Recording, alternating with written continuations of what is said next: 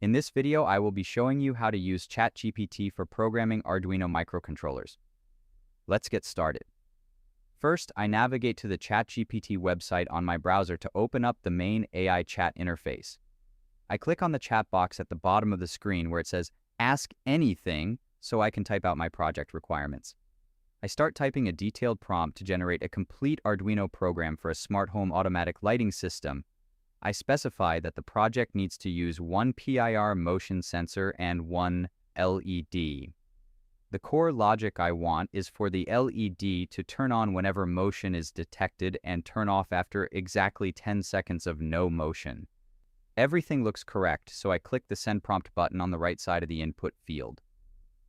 The AI begins generating the response, starting with a clear title for the smart home automatic lighting system.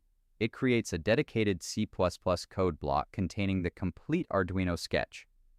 I notice it includes an initial comment block detailing the components used, like the Arduino Uno, PIR sensor, LED, and a 220 ohm resistor, along with a quick summary of the system function.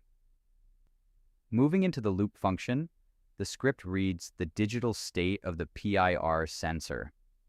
If motion is detected, it turns the LED high, tracks the timestamp, and prints a message to the serial monitor.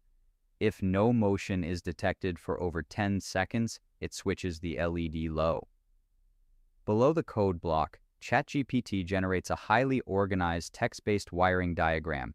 It visually maps out the connections from the Arduino Uno pins to the LED and the PR motion sensor, adding a clear breakdown of the VCC, ground, and signal connections.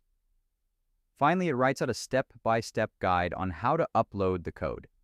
The instructions guide me to install the Arduino IDE, connect the board via USB, open a new sketch, select the Arduino Uno board and the correct COM port from the Tools menu, verify the sketch for errors, and hit upload. It concludes with a brief guide on how to test the system once powered. If you found this walkthrough helpful, please consider liking the video and subscribing for more quick tips and tutorials.